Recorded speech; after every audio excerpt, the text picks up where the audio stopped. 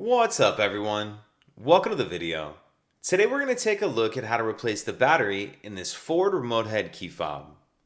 So this Ford remote key fob is the 3-button version. As you can see, yours may also have the remote start button on it, but it'll be the same battery change procedure either way.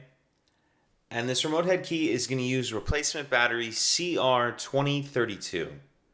I'll put a link in the description box of this video to where you can purchase these batteries if you're in need. I'm going to be using a quarter to open the remote head case. If you don't have a quarter handy, you can also use a flathead screwdriver. So if we grab our key and we take a look down near the key ring off to the side, we see this notch right here that I'm putting the quarter in.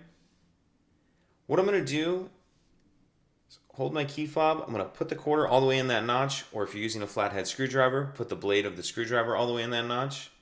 Make sure it's all the way in there, and then I'm just going to twist it. And as I do that, it pops the back of the shell off like you can see there. Go ahead and pull the back off, and then we can see our battery right here. And you can kind of get your finger under the edge of that. Get it out of there. Now we'll grab our new battery, and you want to make sure that you're installing that with the plus side up.